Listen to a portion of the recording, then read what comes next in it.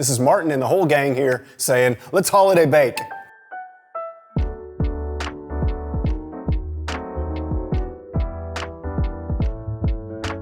It's holiday baking season, and I wanted to share with you a little bit of a tradition that we have at my house. My birthday is on the 24th of December. Each year, I get to choose how I spend the day, and I always spend it baking and then driving around and delivering delicious things to friends and family. This loaf is something that I like to make. It's a chocolate-hazelnut stollen, inspired by the classic, but twisted into a chocolate sort of hazelnut vibe. It's delicious. It's worth the effort. Let's jump into the video. So let's mix this preferment. This is a stiff preferment. You might even say it's a biga. It's a preferment that is yeasted, and the total hydration is in the low 60s. So pretty stiff, and we'll let it rise overnight. Very, very small amount of yeast. 1 gram, or about like a rounded quarter teaspoon, something like that. Very, very small amount. I really like a stiff preferment, whether it's a sourdough preferment or a yeasted preferment. I find that, to me, I really like the amount of flavor that you get from a stiff consistency preferment. It's different than a liquid consistency preferment. Water, 65 grams.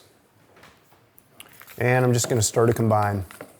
I sort of do the best that I can with the handle end of this spoon, and then I'll dump it out, and I'll just knead for a second, just to get it homogeneous. I didn't flour the bench or anything. It won't need it. This is a stiff enough consistency that you can just knead with the flour that's included in this little batch and just incorporate it as you go. There's our cute little stiff yeasted preferment. Get it in a container, put it in a comfortable spot to rise overnight.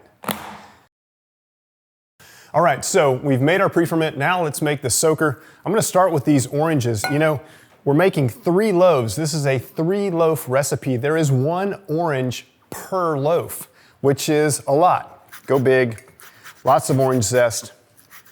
I'll get these grated and then we'll come back and chop our hazelnuts. So I've got my oranges zested, and now I've got some hazelnuts to chop. I think the best result here is to use the knife, and I would not judge you if you used your food processor. And I didn't tell you how to toast these nuts, but what I would say is that I think I did about maybe 12 minutes, something like that, at 350 on a sheet tray. Anytime you put a cedar nut, almost any time you put a cedar nut inside of a loaf, it's a good idea to toast it, because if it were on the outside of the loaf, it would have the opportunity to toast a little bit and get more flavor, but because it's on the inside, it doesn't have that same exposure to heat, so that's why we've toasted these. We want them to be maximally flavorful. And the reason that we're soaking these overnight is because on mix day, you don't want these nuts, which are quite dry, to pull moisture from your dough. You want them to go into the dough in a sort of moisture neutral state of hydration. You don't want them to be real dry. They'll just sort of suck water out of the dough, and that's not what we're looking for. Okay, so hazelnuts and orange in the bowl. And boy, smells super good. Now I'm gonna get my booze in here. You know, this time of year, I like to have a loaf that's decadent and has a little bit of something boozy in it. This is cognac, and so I'm gonna put that in. You could also use a strong steep of tea, something like Earl Grey that's got some bergamot. That would be a really nice option. And I've also got some vanilla as well. We'll get this in here, just give it a quick combine. Get a lid on it, set it aside. I'm gonna put mine next to my preferment. These can sleep overnight. We'll be back tomorrow to do our mix. All right, let's jump into this mix. So before I add anything, I want to talk for just a second about how I've sort of prepared these ingredients. 1, the egg. The egg is not right out of the refrigerator. It's not fridge temp. It's warm. I brought it out, I put it in some warm water. I brought it up to room temperature. The water is quite warm. There's a temperature range written on the formula. The recipe is right down there, as always, in the link in the description below. So I've got my egg. Let's get that cracked and get it into the bowl. And then some warm water. There is not a lot of water in this recipe for the final mix. There's some that was in the preferment, The eggs are bringing a little bit. The butter is going to bring a little bit of moisture as well. Not very much water, like 32 grams. And then I have some yeast here, and then some sugar, and a little bit of honey. I'm going to whisk these together, and I'm basically just giving that yeast a chance to get a little bit of moisture before I put it into this dough environment, which at the onset is a little bit on the stiff side. I'm going with some flour. I've got 133 grams. It's just over a cup. And some salt and cocoa. This is Dutch processed cocoa. This one is a little bit on the dark side, and I like that. Okay, and last but not least, I've got my preferment here. It looks really good. The structure, if I tear it open a little bit, is beautiful. You can see the strength inside of there. If I smell it, it smells really good. Beautiful aroma of fermentation, which is what we want. Get that in the dough. And onto the mixer. Before we turn this thing on, one thing that I should note is that I wrote this recipe as basically a chocolate brioche. We're calling it Stollen because of the way that it's shaped and because of the fact that it has that beautiful center to it, which is traditionally made of marzipan. I like chocolate and hazelnut better than marzipan, and so we're making this Chocolate-Hazelnut Stollen, right? But what I want to mention is that this is basically a brioche style. If you've never made brioche before, this is going to be fun for you. If you have made brioche before, you'll recognize this method where I start and mix a strong base dough, a very strong base dough, and then I add the pliable butter in once I have that good base strength, right? It's that sort of like firm and then softening out with the butter during the mixing process. So we're going to mix it for a long time. By the end, you'll be able to see a beautiful window pane.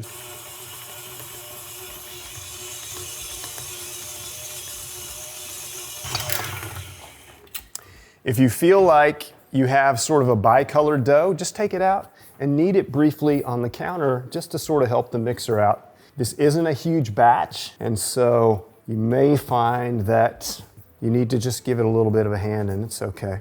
No big deal. Put it back in. You're doing a good job, buddy.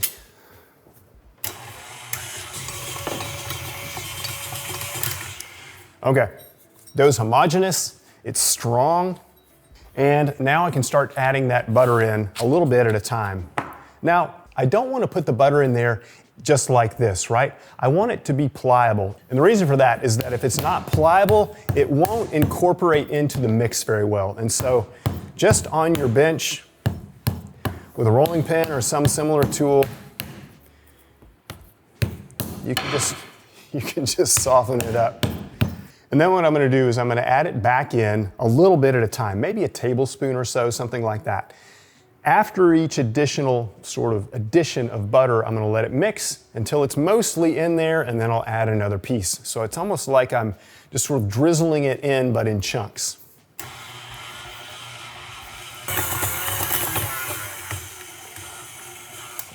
So during the initial addition of butter, it's going to resist. The dough is going to resist. It's going to take a while. The hook isn't really going to grab it. You're going to have this sort of like, sometimes I say, in this style of dough, it's like you have this dark night of the soul, like all your doubts are there, you can't quite figure it out. Just stick with it, and eventually, as this dough begins to incorporate the butter, it will loosen up a little bit, the hook will grab it better, it'll begin to clean the sides, everything's gonna work out, just keep at it. Okay, beautiful.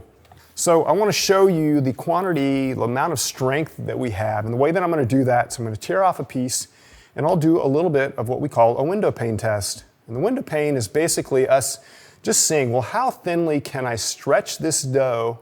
Like how much base strength does it have? Does it have enough that I can stretch it thinly and it won't necessarily tear? Yes, it does. It's a beautiful, full window pane. So let's get the rest of this stuff in. Beautiful toasted hazelnuts. We'll get those in, and then really good chocolate chips as well. I'm going to stir this just until it begins to combine.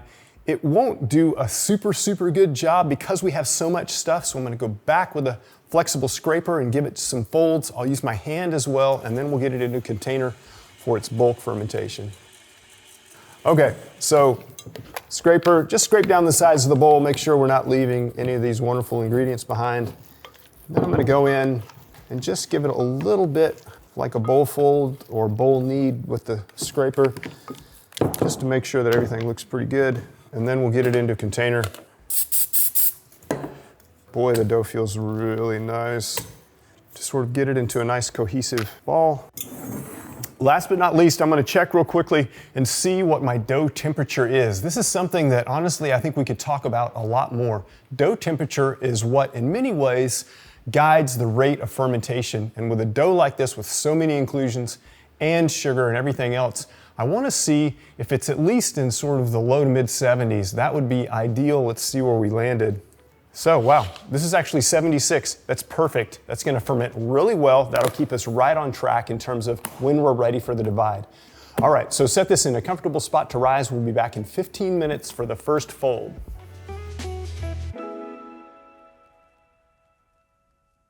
Okay, so let's give this the first fold. You're not gonna feel a lot of activity out of the gate, right?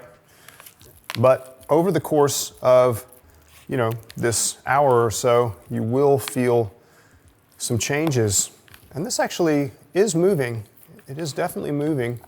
Feels really nice. The dough has good strength. I'm glad that we got a good dough temperature on it. It means that we're gonna see great fermentation. So I'm just working my way around the bowl, just a little bit of an organizational check-in. I like to turn it so that it's seam side down. Lid back on. Back into your warm spot. We'll be back in 15 minutes for the second fold. Okay, fold number 2. As always with this folding stuff, don't be too uptight. The dough is very flexible. You can set those timers, but it also has some give or take, right? There's a lot going on, holiday season, everybody's busy. So I'm back for my second fold, and dough feels very good. The truth is that we could probably get away without doing quite as many folds. What I wanted to make sure of was that at home, where sometimes, we don't get the dough development that we need in order to get the loaf quality that we want, I added those folds just to make sure that you're getting plenty of development and that we have this nice, somewhat light loaf at the end of our process. If you wanted to skip a fold or two, this recipe will work just as well. Just make sure you give it that period of relaxation or rise after the last fold. So give yourself 30 or 60 minutes. So, warm place, we'll be back for our fold number 3. Yeah, dough feels real good, strong, super aromatic. Okay, back in 15 for the final fold. Okay, fourth and final fold. Dough continues to move well. I've got mine in my little Broken Taylor proof box. Look around your house, find a warm spot. Maybe it's above maybe it's above your refrigerator, or maybe it's inside your microwave if you have one, Heat some water, leave it in there, put your nice dough in there. You've got this sort of coddled, rising environment. So after the last fold, we're gonna let it rest for 30 to 60 minutes. If you haven't made your hazelnut paste, now's a good time to do that. Get yourself set. We're gonna come back 30 to 60 minutes and we'll divide and pre-shape. All right, so let's make this hazelnut paste. So the reason this is hazelnut is that there's several people that I know around who don't like almond paste. They love Stollen, or maybe they would love Stollen, but they can't get beyond the almond paste inside. And so as I was thinking about flavors that might be fun, I thought chocolate and hazelnut, and then I thought, well, why not just make a really good hazelnut paste? How hard is it? It's not that hard. You're gonna toast some hazelnuts, all of the toasted hazelnuts into the food processor, and just about half of the confectioner's sugar. It's enough to sort of just get them broken down and be on their way to a fine structure. And we're gonna run it until it's a sandy consistency.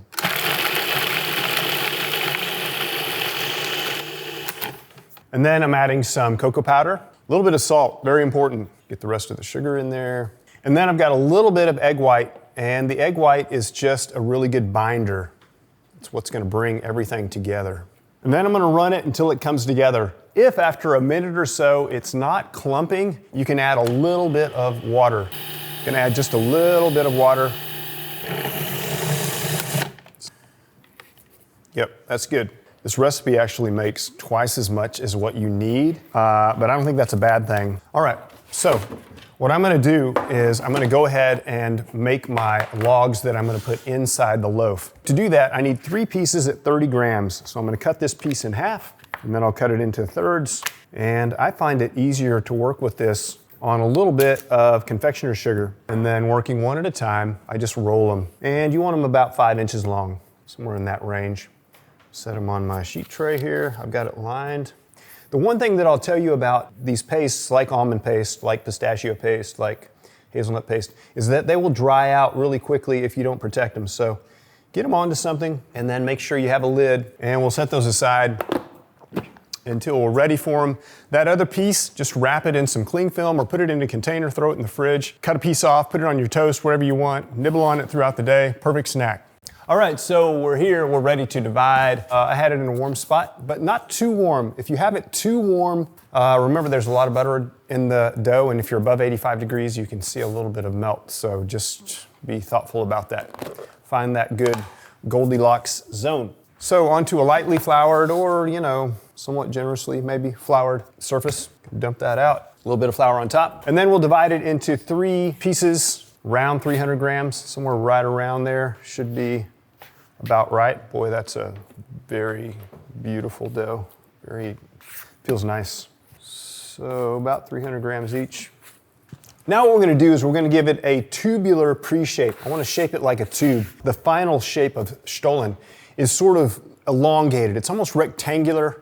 So I'm gonna use a tube pre-shape because that's sort of going in the direction that we're gonna need for the final loaf.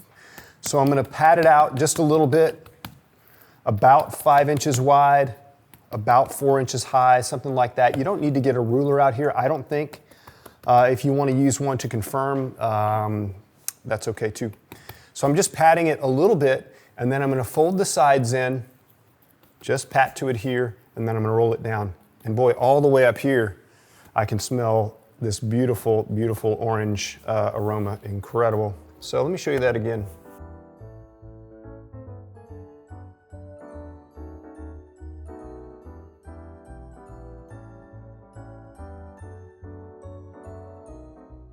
And we're gonna come back when they feel like they've relaxed a little bit, about 15 minutes or so. Maybe a little bit of flour on top if your lid is close, just in case they rise into it. Set those aside, back in 15 for the final shape. Okay, been about 15 minutes, and these are ready to shape. So they've been resting seam side down, and I'm gonna bring them over to my work surface, and I'm gonna put them seam side up, right? I want that to be on the interior of the loaf. And with my hand, working like a paddle, I'm gonna press out to about 5 by 7. This soft dough will press very easily.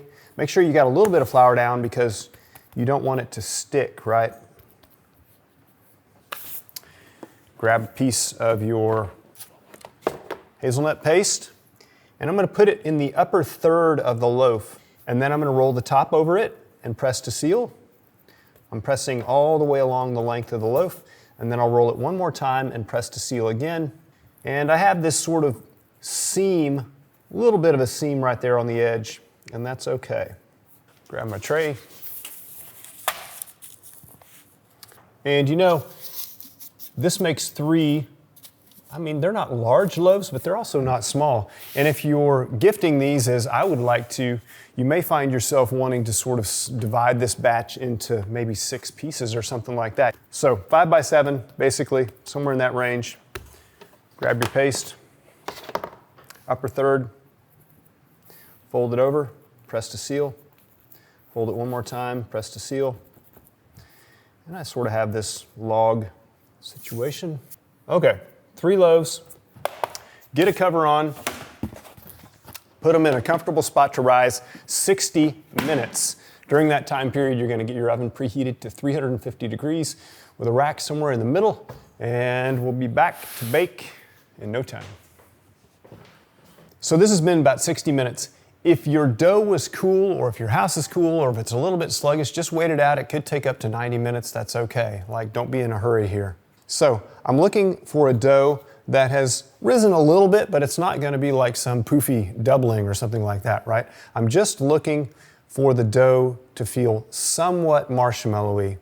One thing that I'll say is that If you feel like they're opening along that seam a little bit, you can just give them a gentle encouragement to remain somewhat adhered. Although during baking, they will unfurl just a little bit. They will unfurl just a little bit, and that's okay. That's to be expected. It's part of the shaping, actually. So let's get these in.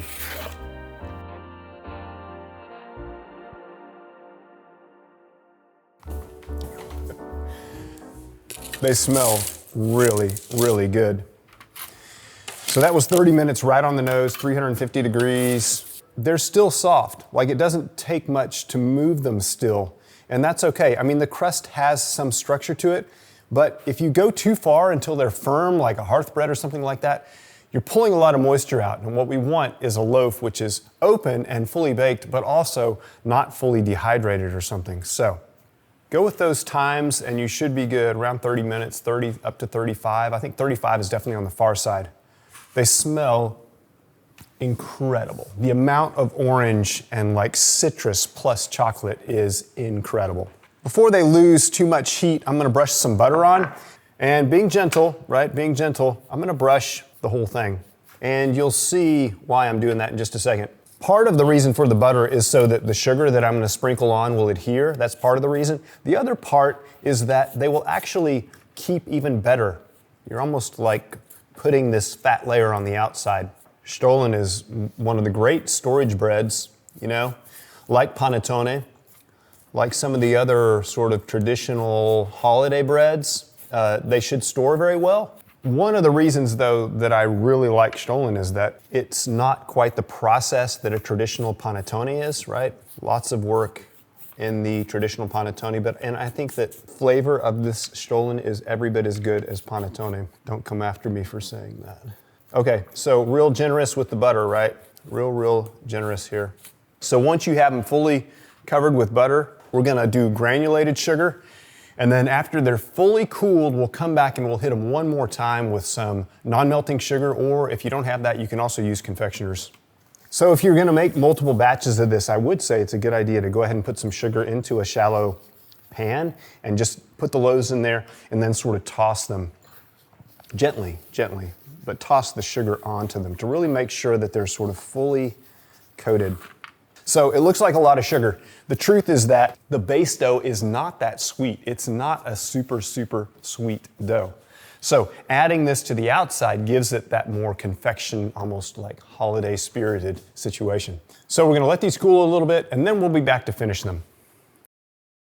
So I have a couple of loaves that have cooled and they're ready for the non-melting sugar, or this sort of final finishing phase to sort of gild the lily of this beautiful loaf. The thing about the non-melting is that once you wrap it, it'll sort of hold that white. It won't melt. It'll remain sort of beautiful in a way that's surprising when you cut it open and there's this beautiful chocolate loaf on the inside. So I like using that. Confectioner's sugar will also work. So I'm gonna add this, and I really wanna make the loaf I wanna give it full coverage. And so I'll turn it, I'll hit all sides, and then, you know, when I wrap these and give them as gifts, I'll either use parchment paper or occasionally I'll use some cling film or something like that. I'm gonna treat myself to a slice here. Let's see what we got. To me, one of the things I like about this loaf, and I've probably said like 20 things I like about this loaf, but it feels a little bit like a confection to me. So it looks great. It's got a nice open, sort of tiny bubbled structure. I can see the nuts. I see that chocolate hazelnut paste in there. It's got this sort of border of sugar all the way around. It's just like chocolate orange, like amplifier 11 chocolate and orange. Incredible nose. And a really moist crumb, a moist, tender crumb. I've said this before, but it's not super sweet. It's not sugary, right? It's sweet, not sugary. This is perfect for me. So listen, in this, the season of baking, it's important to me as a baker to think of those around me.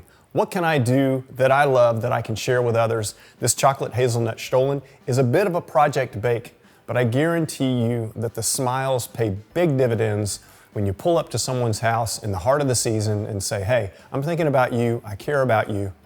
This is what I have to show my appreciation for all that you are in my life. This is Martin and Tucker and Kat's here as well, and everybody else at the King Arthur Baking Company saying, enjoy the season of baking. Enjoy this time with yourself and others doing this thing we love so much, Bake and give, share all of this goodness with those around you.